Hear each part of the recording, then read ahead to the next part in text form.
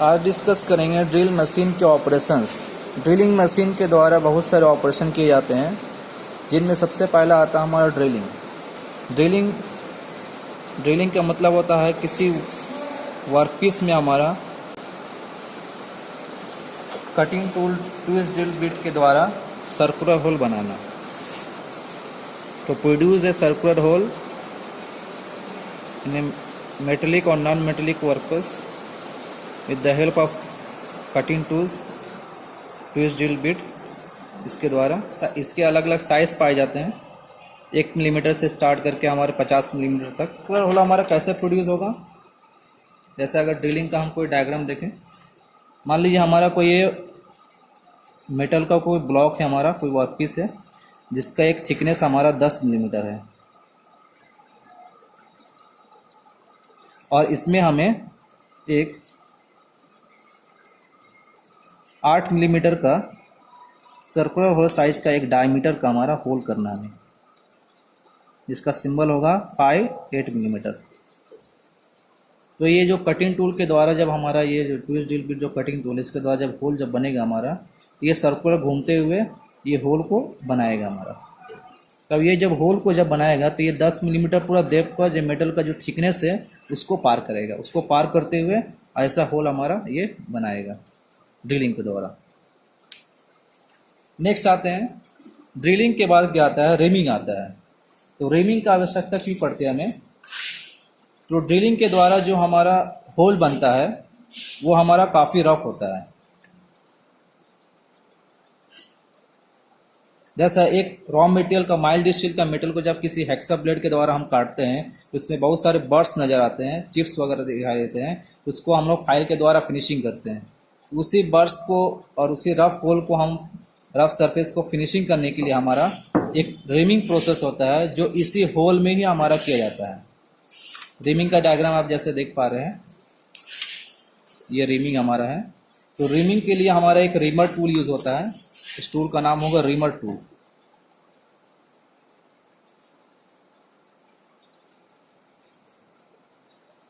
तो अगर हमारा यहाँ ड्रिल का साइज हमने पहले से एक होल किया हुआ जो 8 मिलीमीटर का है, तो हमें अप्रोक्स 8 मिलीमीटर प्लस साइज का कुछ रीमर टूल हमें लेना पड़ेगा, जिसका डायमीटर हमारा 8 मिलीमीटर के अप्रोक्स कुछ या प्लस हमारा कुछ होना होगा। हम डायरेक्ट 9 मिलीमीटर नहीं ले सकते हैं, क्योंकि रीमर हमारा का काम ही है जो हमारा होल ड्रिलिंग प्रोसेस के द्वारा बना है उसको फिनिशिंग करना है। तो होल फिनिशिंग करने का मतलब कुछ हमारा कुछ dismal of millimetre, 0.02 millimetre, 0.04 millimetre, ऐसा कुछ फ्रैक्शन ऑफ एक्यूरेसी के साथ कुछ अब होल को फिनिशिंग करेगा, जो हमारा रेमिंग टूल के द्वारा किया जाता है।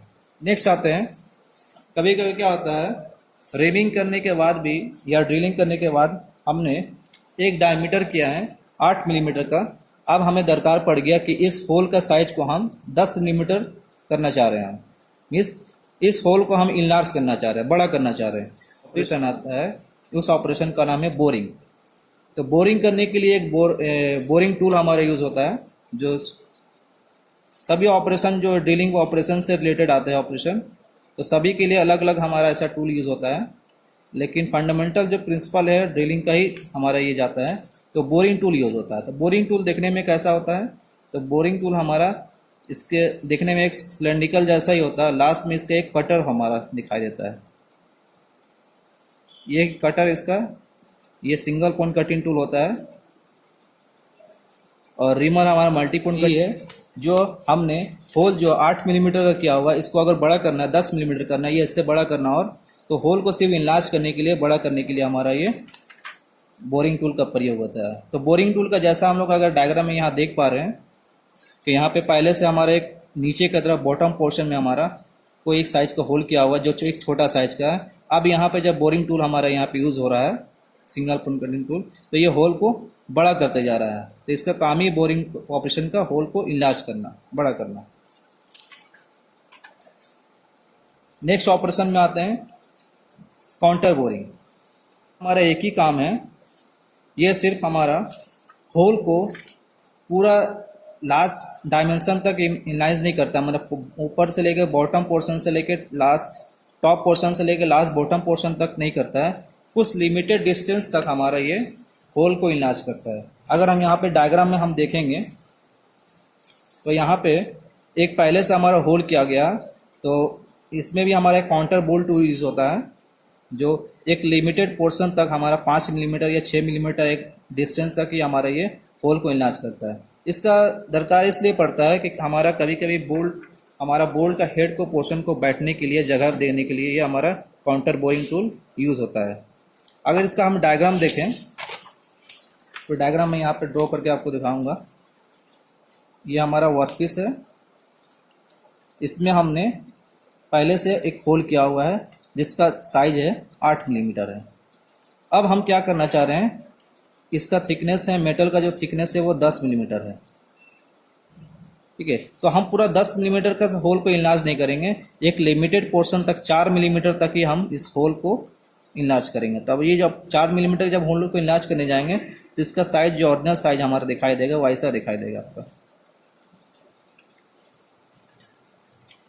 मीन्स अगर इसका साइज हमारा निकल के आएगा अगर, तो वो आपका देखने में ऐसा लगेगा एक बोल्ट जैसा, जैसा हमारा एक बोल्ट होता है। बोल्ट का काउंटर बोरिंग के बाद काउंटर सिंकिंग, क्योंकि हम लोग हमारा जो बोल्ट होता है, बोल्ट का हेड जो है एक जैसा नहीं होता है, कभी कभी फ्लाइट पाया जाता है, कभी कभी टेपर पाया जाता है, कभी ओवल शेप में पाया जाता है। तो कभी अगर मान लीजिए हमारा जो शेप है इस बोल्ट का हमारा ये ऐसा पाया गया, टेपर टाइप का पाया गया, कॉनिकल पाया गया हमारा, तब एक ऑपरेशन का हमें दरकार पड़ता है। उस ऑपरेशन का नाम हमारा ऐसा कोई स्क्रू हमारा जो है या ऐसा कोई बोल्ट है जिसका जो हेड पोर्शन हमारा ये काउंटर सिंकिंग टाइप का, ओवल टाइप का, कॉनिकल टाइप का है। तो इस हेड को हमारा बैठने के लिए, जैसा हमारा बेंच वाइस में जॉब प्लेट जो लगे होते हैं, उस जॉब प्लेट में भी हमारा इस प्रकार के पेपर पोर्शन पाए जाते हैं हमारे। जैसे हमारा ये बेंच वाइस का एक खुला हुआ जॉब प्लेट है जिसमें टेपर बना हुआ, देखिए यही हमारा काउंटर सिंकिंग स्क्रू इसमें जा करके फिट हो रहा। तो काउंटर सिंकिंग हमारा जो ऑपरेशन है जो एक एंगल में बनाया जाता है इसका। अब इसको हम लोग अगर शेप में देखें, काउंटर सिंकिंग एक हमारा क्या हुआ ऑपरेशन वर्कपीस का, तो हमारा काउंटर सिंकिंग देखने में कैसा लगता है। ये जो आप पोर्शन देख पा रहे हैं ये काउंटर सिंकिंग क्या हुआ है। नेक्स्ट ऑपरेशन आते हैं तो बहुत स्पोर्ट फेसिंग। स्पोर्ट फेसिंग की क्यों आवश्यकता पड़ती है हमें? कभी कभी क्या होता है कि मशीन का कोई कंपोनेंट में हमें किसी बोल्ट को काउंटर बोरिंग से भी और एक लिमिटेड कम डिस्टेंस तक हम होल करना है हमको। मीन्स हमारा स्पोर्ट फेसिंग एक प्रकार का काउंटर बोरिंग में ही आता है, लेकिन काउंटर बोरिंग में हम 4 मिलीमीटर तक लिमिटेड डिस्टेंस तक ही हम होल कर रहे थे। यहाँ पे कुछ हमारा 1 या हाफ मिलीमीटर तक ही हमारे उस सरफेस को सिर्फ फेसिंग होता है। फेसिंग जैसा हमारे ड्रिलिंग ऑपरेशन में एक फेसिंग ऑपरेशन आता है जिसमें वर्कपीस का सामने का कुछ पोर्शन हमारा उसको प्लेन करना है।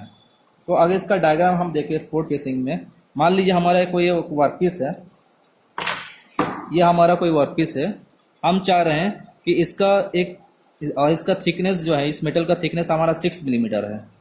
अगर मैं डायग्राम में आपको दिखाऊं, इस मेटल का थिकनेस हमारा 6 मिलीमीटर है। हम इस ऑपरेशन में काउंटर बोरिंग नहीं कर रहे हैं, लेकिन कुछ एक लिमिटेड डिस्टेंस तक 1 मिलीमीटर या 2 मिलीमीटर पोर्शन इसका हम स्पोर्ट फेसिंग कर दे रहे हैं। स्पोर्ट फेसिंग मीन इसका कुछ एरिया हमारा कुछ हल्का सा थोड़ा सा डीप कर दे रहे हैं हम। तो ये 1 मिलीमीटर भी हो सकता है, 2 मिलीमीटर भी हो सकता है, डिपेंड करता है आपका बोल्ट का हमारा कुछ हेड पोर्शन हमारा। बोल्ट को हम पूरा पोर्शन तक ही नहीं दे रहे हैं, कभी कभी वाशर को लगाने के लिए भी हमारा वाशर का जो थिकनेस आता है उसके बराबर हमारा। नाम ही इसका है स्पोर्ट फेसिंग। तो स्पोर्ट फेसिंग करने के लिए स्पोर्ट फेसर टूल आपका यूज़ होता है और वर्कपीस हमारा।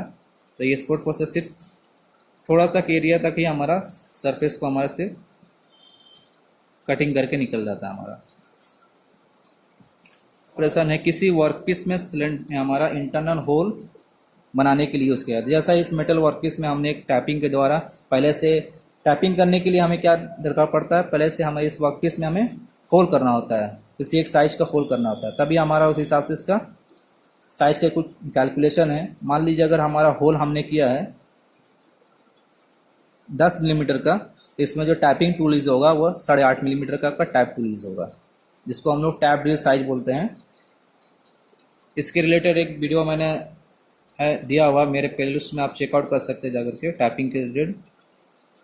तो टैपिंग ऑपरेशन इंटरनल थ्रेड बनाता है किसी वर्कपीस में, जैसा हमारा एक नेट में पाया जाता है।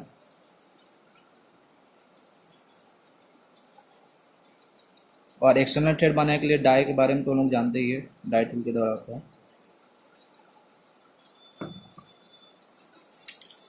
आइए नेक्स्ट ऑपरेशन में आते हैं, ट्री पैनिंग। अभी ये ऑपरेशन हमारा देखने में कैसा होता है, इसका भी हम, ये ज़्यादातर मैक्सिमम हमारा किसी वर्कपीस में लार्जर डायमीटर का कोई होल बनाने के लिए हमारा यूज़ किया जाता है। तो ये जो ट्री पैनिंग हमारा जो ऑपरेशन होता है, इसमें एक ड्रिल बिट लगे होते हैं और दो गाइडर लगे होते हैं जो उसको गाइड करते हैं एक सरकमफ्रेंस टाइप का हमारा होल को बनाने के लिए।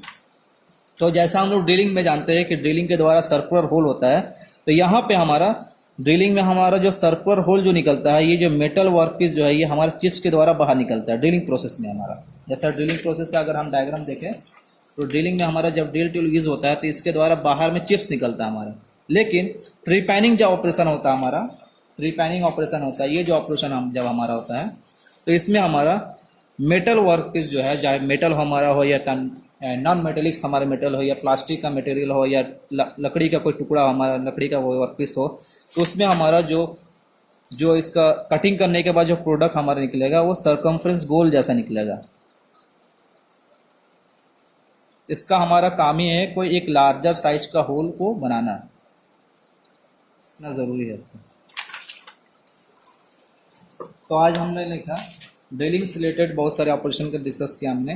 सबसे पहले ड्रिलिंग प्रोसेस के बारे में देखा, reaming, boring, countersinking, spot facing, trepanning, tapping, ये सारे के सारे ड्रिलिंग मशीन ऑपरेशन के अंतर्गत आते हैं।